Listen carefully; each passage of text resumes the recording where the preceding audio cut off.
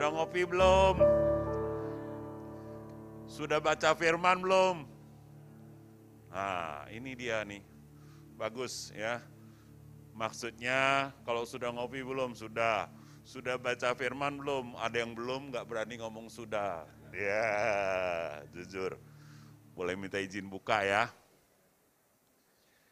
Kita harus cinta firman lebih dari cinta kopi. Ya. Cinta kopi tidak salah, tapi juga jangan lupa baca firman.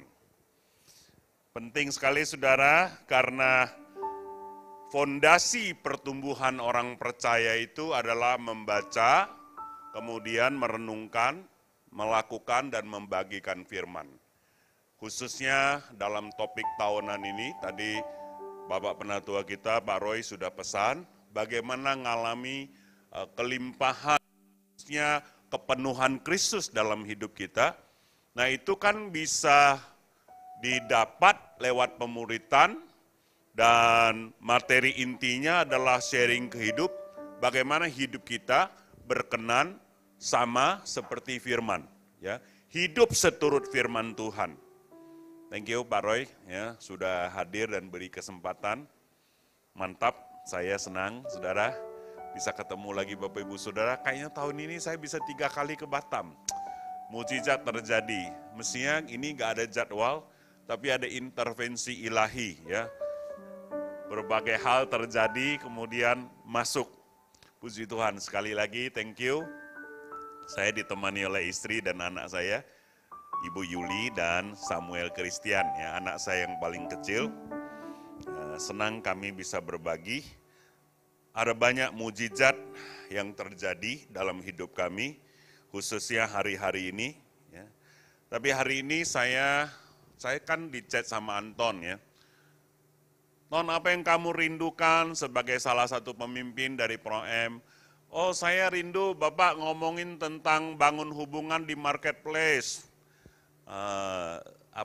Dia bilang dia suka dengerin juga khotbah-khotbah saya karena kita ini profesional muda, cinta Tuhan dan suka uang juga. Amin. Ya, saudara, ya saya pernah muda seusia saudara, saya tahu perjuangan hidup, ya kan? Jadi kita cinta firman tapi bukan cinta uang, kita perlu uang. Nah, lalu saya berdoa, Tuhan nih gimana cara khotbahnya nih? Ya, cerita marketplace, kemudian cerita firman, timbul sebuah tema, Yesus adalah bisnismen sejati. Mantap saudara? Ya, Yasau si nyasek seng dinang. Ya, terjemahkan. Hebat Tuhan kita itu, dia holistik saudara, ya. Dia mandang masalah itu lebih menyeluruh, komprehensif. Tidak melulu cuman bahasa roh, tidak melulu cuman Alkitab, Tuhan juga urusin isi dompet kita. Tuhan juga urusin kesehatan kita, Tuhan urusnya secara menyeluruh. Jadi tidak bertentangan kalau kita belajar bisnis, kemudian belajar firman. Dalam firman ada jawaban, dalam firman itu komplit. Lalu saya mulai cari-cari, ya, berdoa ayat mana yang cocok. Muncullah saudara di slide saya, ini slide saya, anak saya yang paling besar bantu buat. Ya, di dalam Matius, coba klik yang berikutnya 20 ayat 1 sampai 16. Ini ada prinsip-prinsip bisnis yang luar biasa yang Yesus ajarkan kepada kita semua. Saudara tahu dalam Matius 21 sampai 16 ini Tuhan bercerita bahwa Tuhan mengumpamakan Bapakkulah pengusaha kebun anggur, ya. Dan dia kemudian mengajarkan tentang upah pekerja kebun anggur. Bolehkah kita baca bersama Matius 20 ayat 1 sampai 16, ya. Atau siapa yang ketemu boleh bantu saya, ya, membacakan ini. Saudara sekarang jadi hamba Tuhan enak ya, jadi jemaat juga enak.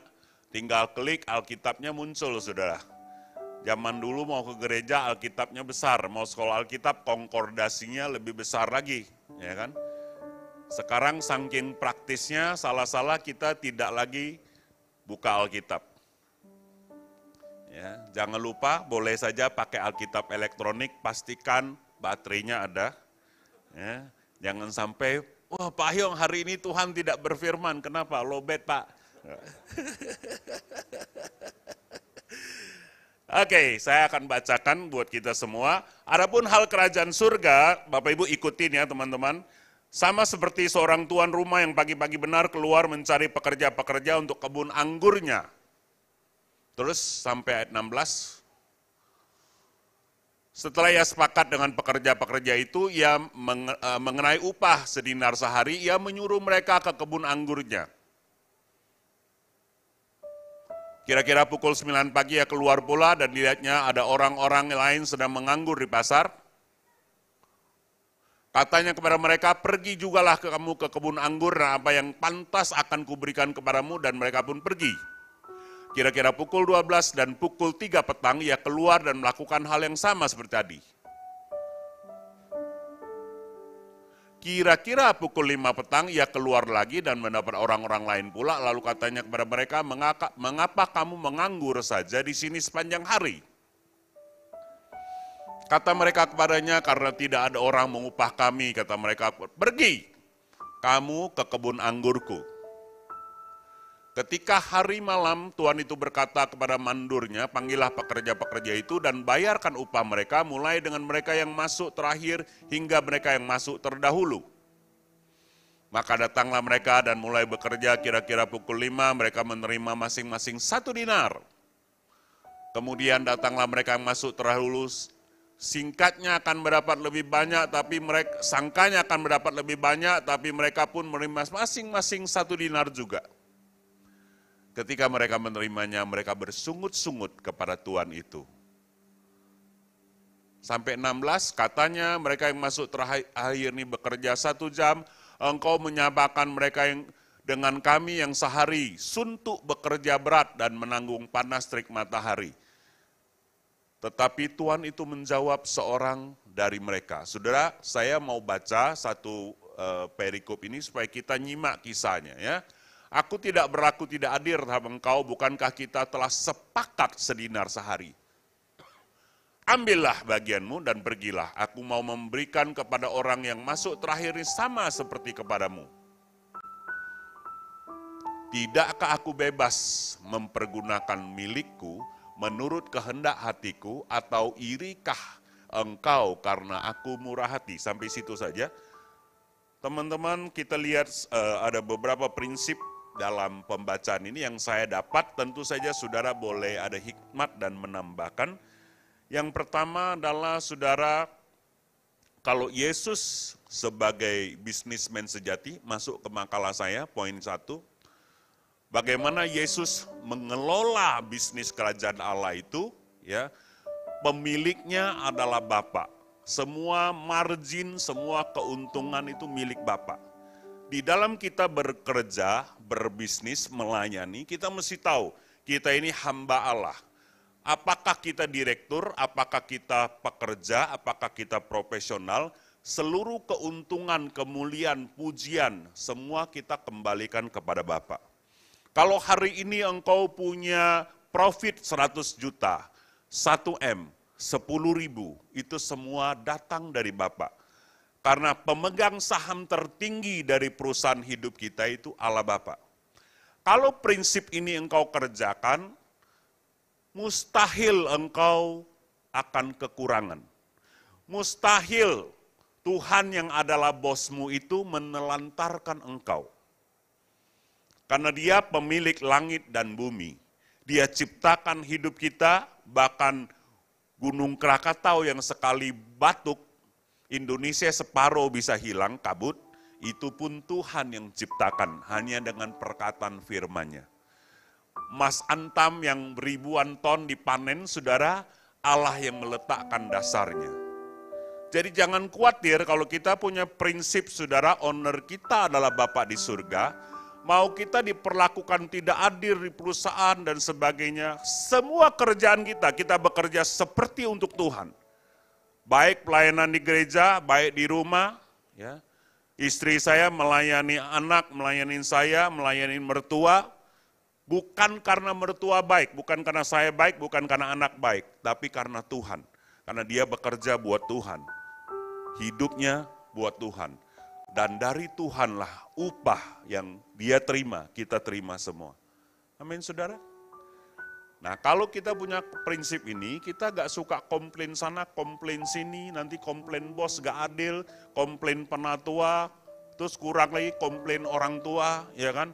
Kenapa orang tua miskin, gak kasih banyak tanah, orang tua si A kaya, wah saudara ada banyak hal yang kita bisa komplain dan cari alasan untuk hidup ini. Tapi kalau kita tahu pemegang saham tertinggi dari hidup kita, bos kita yang tertinggi sesungguhnya Allah Bapa aman dunia. Bilang sama sebelahnya, saya paham prinsip ini. Jadi ingat saudara, mau bisnis, mau kerja, ya, jangan salahkan keadaan, situasi, lingkungan. Semua kita yang sudah ditebus Tuhan, kita milik Kristus. Ya, kembalikan semua margin kepada Kristus. Dan jangan khawatir, saham kerajaan Allah tidak turun-turun. Ya kan, saudara mau robot, mau ini bisa KO punya.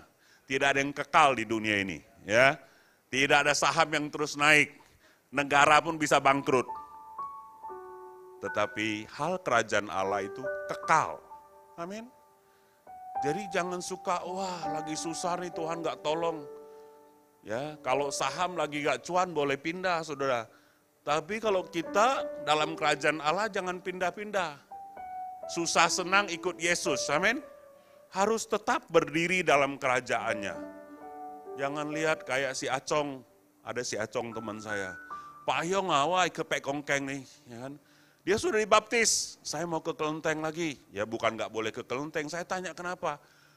Kelenteng lebih cepat. Begitu saya doa dia jawab, ya kan. Begitu pokoknya nomor keluar si Jibepio, ya kan. Tapi yang sini lama. Doa, puasa, ya kan, persekutuan Jumat, komsel, pemuritan, waduh. Gak tahan Pak Hyong, tahun depan saya mesti beli rumah. Wah. Saya mesti paham, bos kita itu Bapa di surga. Susah senang setia sama Yesus. Kalau nyanyinya gampang, ya kan? Wow, besar suaranya kalau nyanyi. Aku mau iring Yesus, air mata berderai. Begitu ketemu masalah, Pak Hyong mau Pekongkeng.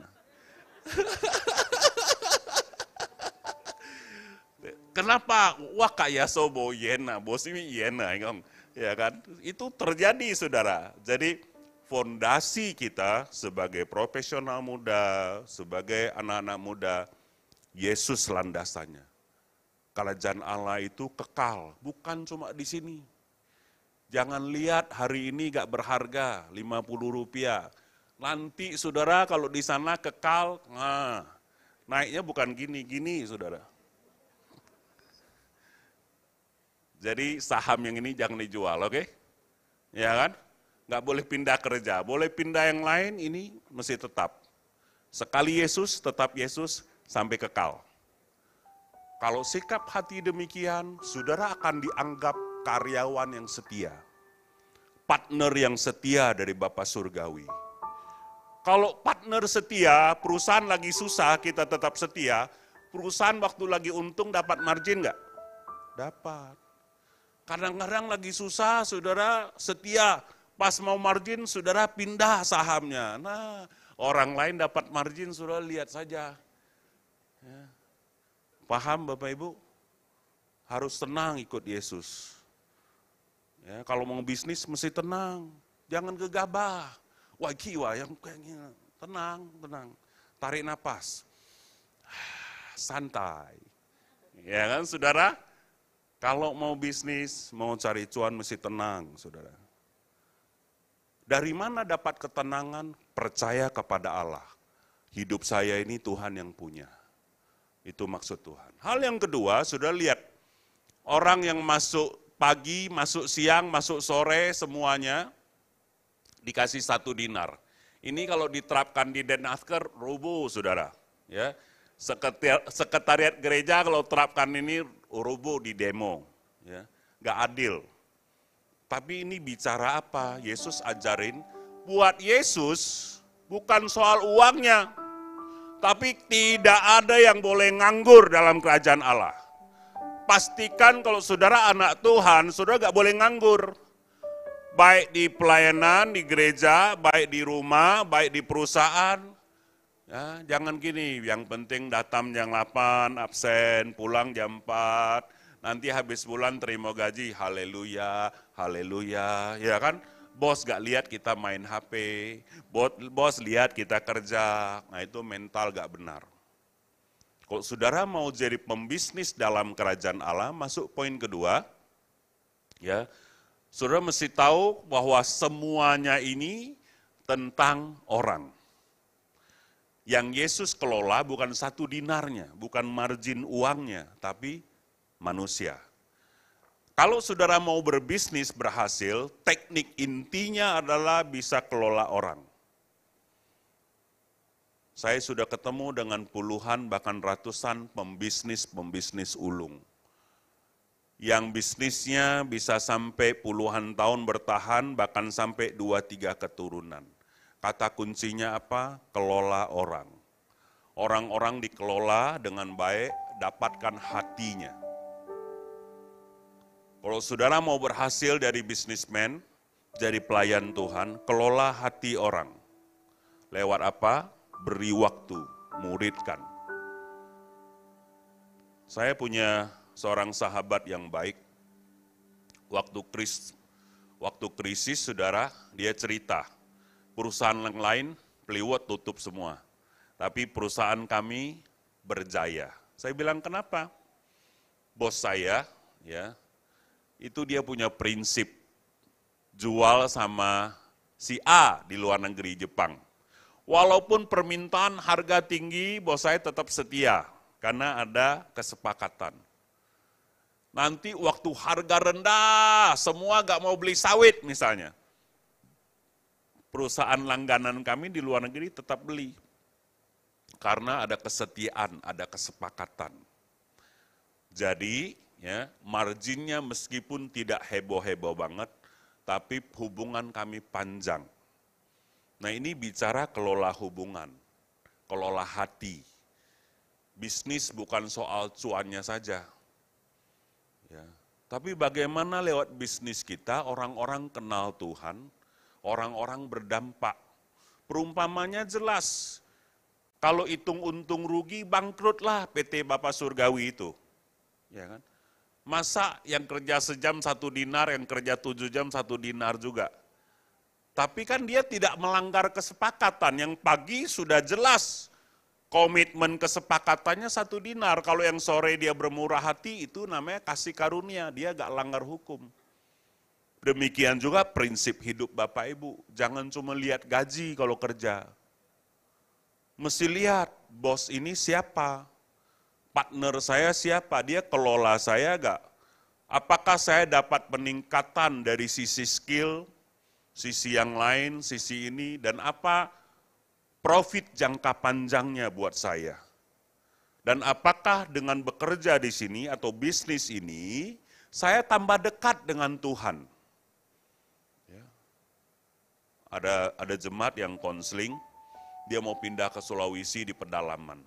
Saya bilang kerja apa? Kerja emas. Wah Pak Hyong di situ sudah seperti Freeport. Tumpahkan bahan kimia, nanti emas yang kumpul, cara kerja gini. Saya dengerin 1 jam, kopi sudah habis, saya tanya, ya, kalau hanya pindah ke situ, membuat hanya dekat sama Tuhan atau jauh?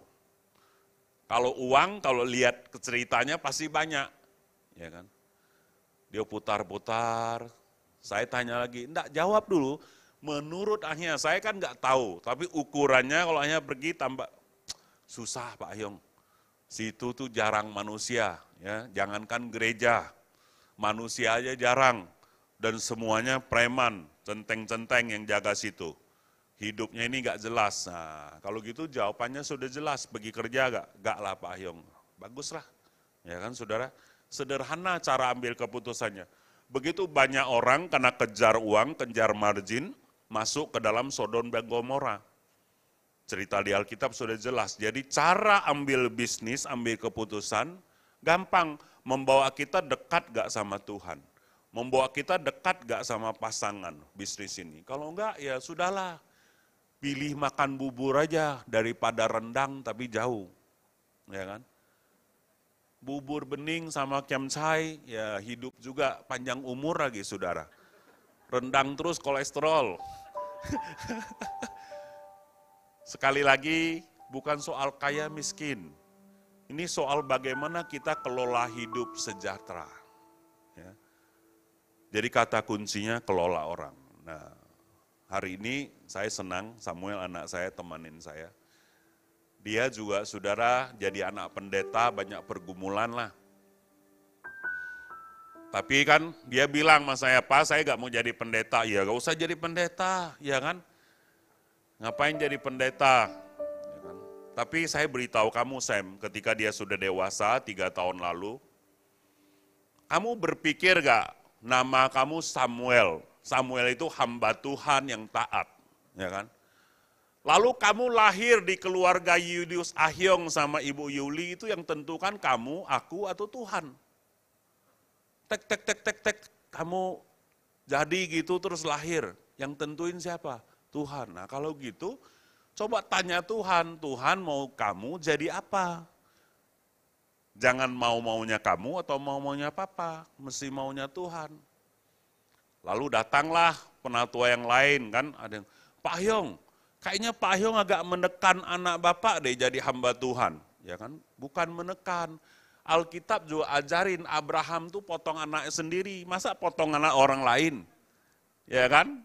Nanti kena marah lah. Kan kita gak fair kalau kita bilang kita cinta Tuhan, kita pelayanan, tapi anak kita sendiri gak pelayanan.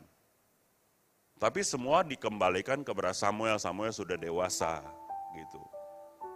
Lalu saudara, ya pandemi kami saat teduh, Samuel dapatlah visi Tuhan dalam hidupnya. Tapi bagusnya Samuel dia taat sebelum dia mau komitmen jadi hamba Tuhan, dia sudah sekolah Alkitab. Ya. Saya bilang daripada nganggur kamu sekolah Alkitab aja. Buat apa Pak? Oh lumayan, nanti kalau kamu suka duit, ya kan, kalau nganggur bisa jadi guru agama. Ya, ya kan? Jadi kan bahasanya Pro M gitu, cuannya berapa? Oh, saya bilang ini cuannya jelas nih, ya kan saudara? Dia langsung bilang, jadi. Ya, alasan kedua, Papa mau kamu lebih mengenal Tuhan lewat firman-Nya. Ini soal kelola orang. Ya, saudara kadang-kadang muridkan orang lain gampang, muridkan anak sendiri gak gampang. Gak percaya tanya Pak Roy. Ya kan? Kita ini kan teorinya banyak soal kelola orang, prakteknya, wah, kangkowa. Ya, sudah tahu bahasa Inggrisnya? Kangkowa. Tidak gampang, tapi bisa oleh kasih karunia.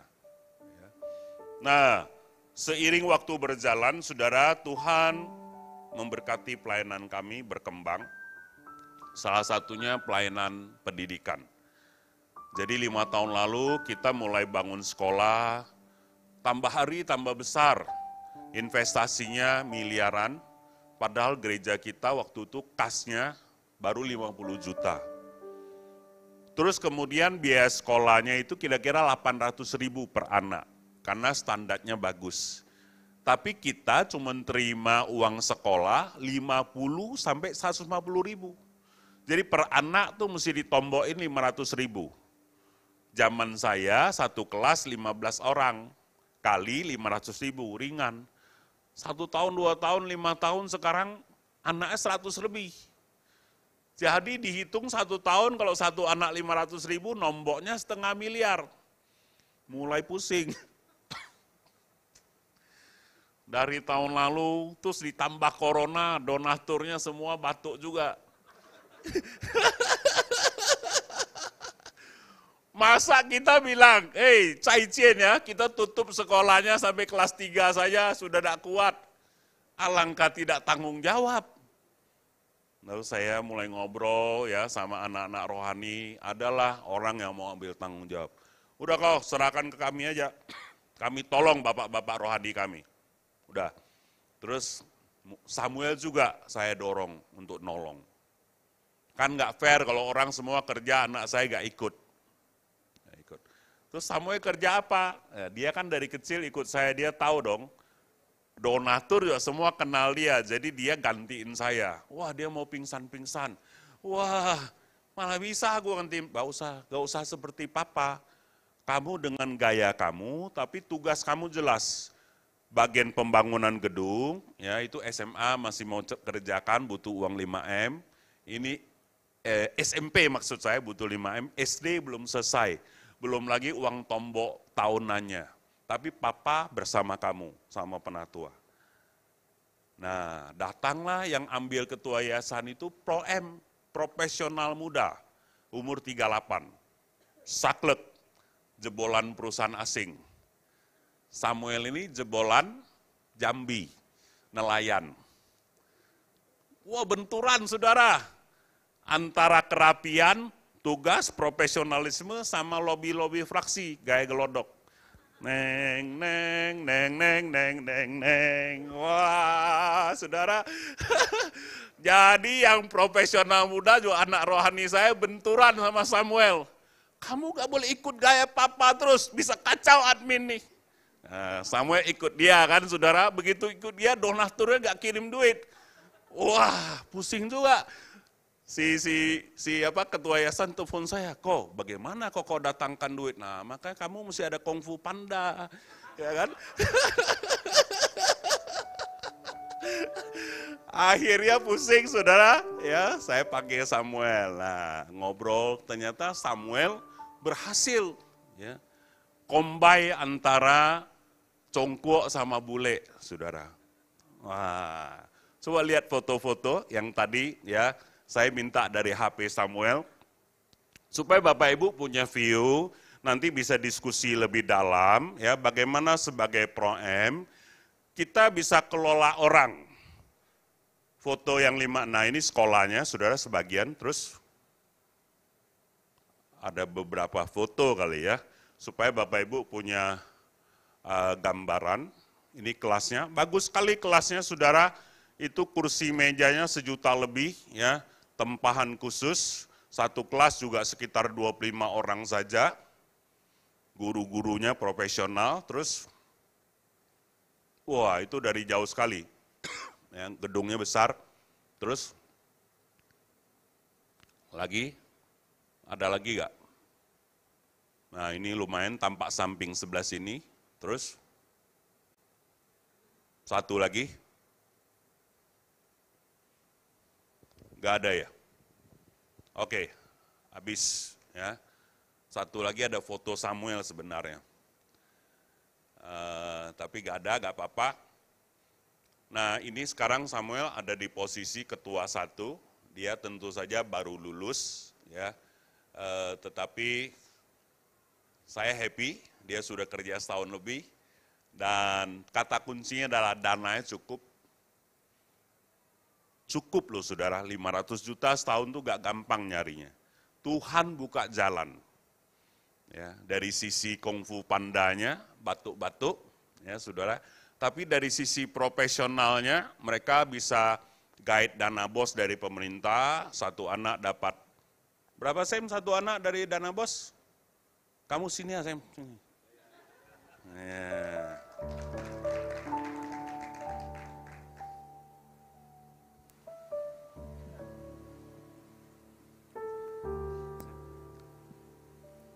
Menarik juga saudara.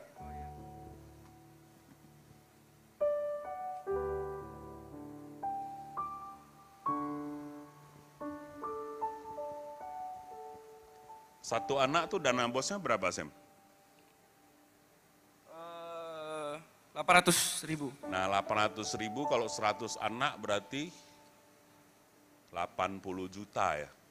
Lumayan kan saudara, jadi ada banyak sisi yang kungfu panda gak dapat dari sistem dan alur yang jelas, itu anak muda bisa dapat, ya saudara.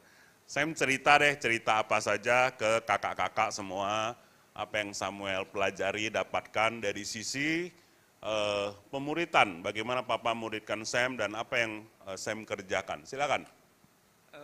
Shalom.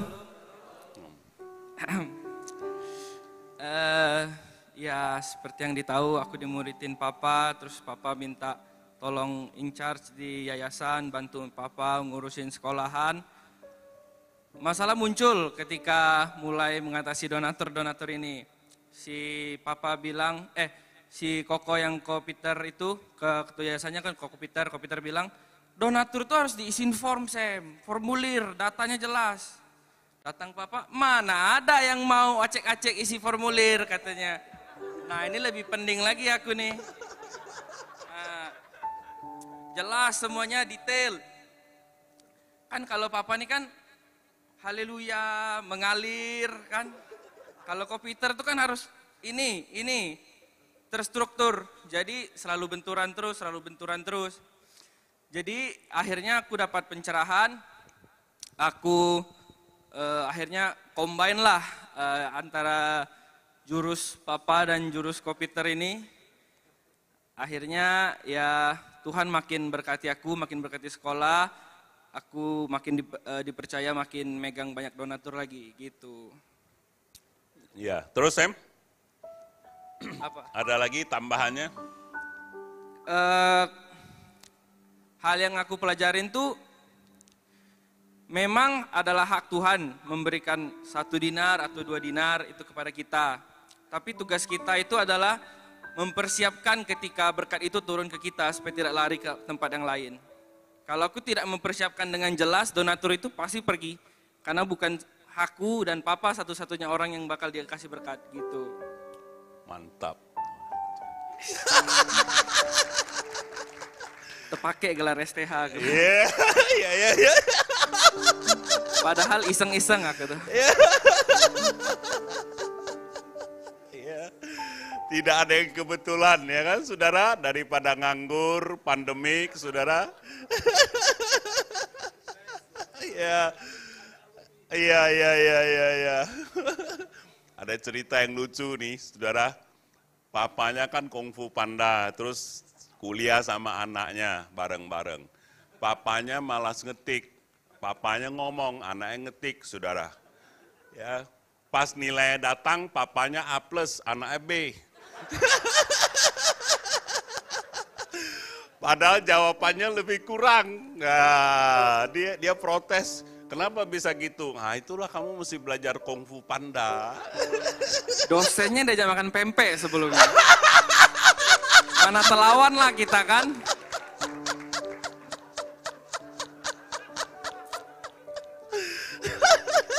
Ngeri. Hubungan itu penting ya, bukan soal jawaban saja, tapi kan hubungan mempengaruhi nilai. Ya.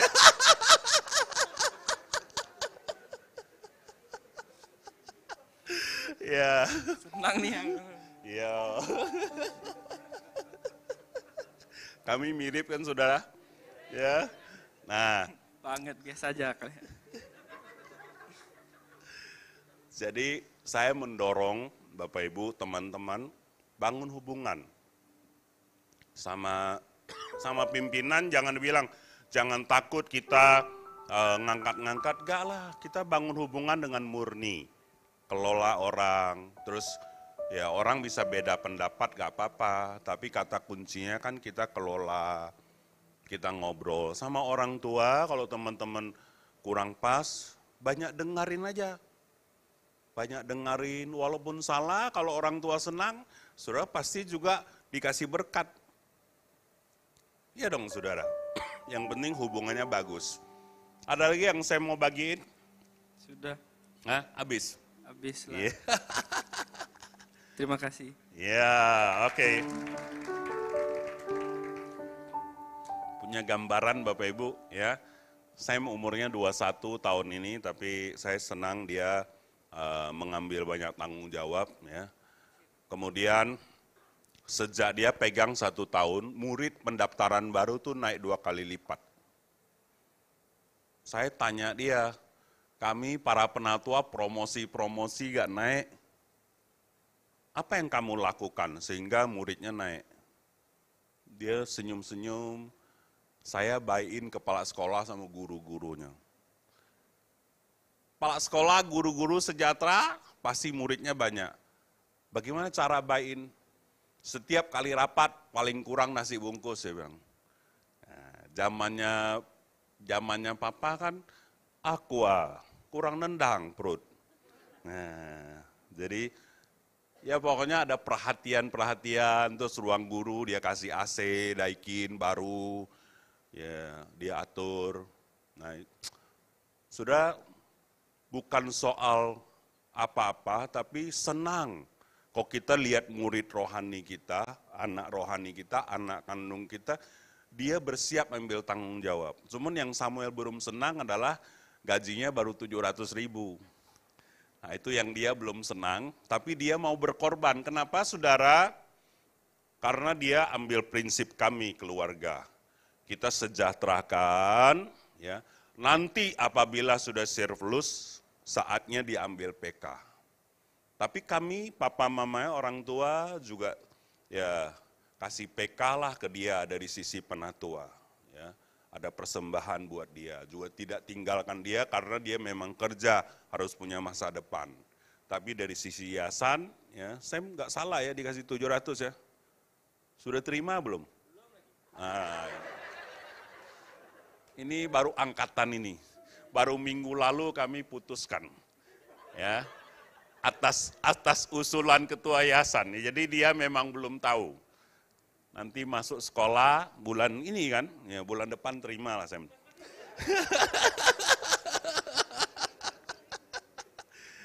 Saudara saya suka, saya aman dengan saudara. Ini tidak ada rekayasa ya, spontan, tapi kami cerita apa adanya. Itulah pemuritan, di atas mimbar, di bawah mimbar sama. Tidak gampang tapi pasti bisa. Kata kuncinya adalah kelola manusia. Yang terakhir saudara, orang-orang boleh protes, tapi gini, margin tertinggi kita selama bisnis bekerja dan melayani adalah orang. Yang ketiga, poin ketiga. Tujuan paling berharga adalah manusia. Fokus Tuhan tuh kepada manusia. Jadi bukan ruko, bukan uang. Kita berbisnis mau cari uang, ya, tapi tujuan tertinggi, nilai tertinggi dari bisnis kita bukan uang, bukan. Orang. Orang yang paling berharga. Kalau bisnis saudara memperhatikan orang, pasti uangnya datang. Seperti Samuel tadi ditanya sama tim penatua, kenapa apa yang kamu lakukan Sam? Biaya promosi 20 juta aja tidak mengangkat, tapi kamu bisa ngangkat. Dekatin guru-guru, perhatikan kepala sekolah. Uangnya nggak banyak, tapi begitu guru-guru disentuh, dia semangat, dia mulai cari murid. Dia approach ke orang tua murid dan murid-murid mulai datang berdatangan. Ya, luar biasa. Nah seperti itulah kita belajar berbisnis, belajar kerja, fokusnya orang. Jangan fokusnya duit. Kalau fokusnya duit, satu hari kita akan kecewa. Tapi kalau fokusnya orang, kita akan mendapatkan berkat, dana, kesehatan, sukacita. Punya gambaran Bapak Ibu? Ya. Gampang dipraktekkan. Nanti kalau misalnya ada kendala, silakan diskusi atau tanya sama Samuel, ya saudara. Tapi saya senang lewat firman Tuhan hari ini yang dibagikan, saudara kita belajar 3 hal yang sangat esensi. Bahwa pemegang saham tertinggi dari hidup kita, perusahaan kita, itu adalah Bapa, Tuhan sendiri. Jangan khawatir kalau kita kerja di ladang Tuhan. Hal yang kedua berkenaan dengan bisnis pekerjaan, seluruhnya adalah kelola orang. Saudara mesti habiskan daya dan upaya bagaimana saudara kelola orang dan mengembangkan tim kerja. Termasuk orang-orang dekat saudara. Tidak ada yang tidak baik kalau saudara bisa kelola. Kelola hatinya.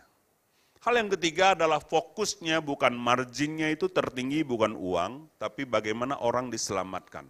Bagaimana manusia. Lihat Yesus, dia gak peduli habisin 1 dinar buat orang kerja cuma 1 jam. Yang penting apa? Tidak ada yang nganggur.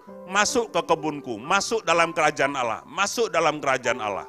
Ada banyak orang kami pekerjakan dengan tujuan supaya dia kenal Tuhan. Dia diselamatkan. Hari-hari ini kami mengembangkan kebun, piara jangkrik, piara ikan, ya, pikirin bisnis apa saja yang bisa dikelola, supaya orang-orang yang nganggur bisa dapat kerja dan kenal Yesus. Intinya lewat pekerjaan Bapak Ibu Saudara, kasih yang Bapak Ibu Saudara berikan, orang kenal Tuhan, datang kepada Tuhan. Itu poinnya. Saya senang banyak guru-guru juga yang akhirnya ke gereja, ya, dilawat Tuhan. Tadinya mereka Kristen KTP, tapi akhirnya mereka ngalami Tuhan lewat SPK dan sebagainya. Ya kadang-kadang mama komplain, saudara. Sejak Samuel kerja di yayasan, rumah kami kan dekat sama kantor yayasan. Dulu mamanya masak buat kita bertiga, ya cukup. Ini masaknya mesti kadang-kadang porsinya banyak. Masak kacang teri sekilo, masuk ke toples untuk beberapa waktu, tahu-tahu 2 toples hilang. Sudah seizin sih, masa ibu pendeta bilang nggak boleh, ya kan saudara? Saat kemana? Ke guru-guru. Tapi dampaknya besar. Ya, berapa sih kacang dan teri Tuhan bisa berkati kita. Tapi dampaknya luas buat kerajaan Allah. Saya bilang sama Sam, ya, saya bangga, Papa bangga sama kamu Sam. Ini kemarin kan liburan, jadi dia ikut kami sebulan. Nah karena tiket dari Jambi ke Batam mahal, posisi dia di Jakarta, saya bilang kamu di Jakarta aja 1 minggu, terus kemudian libur, kamu terbang ke Batam dari Jakarta. Seminggu itu dia ternyata tidak nganggur di Jakarta.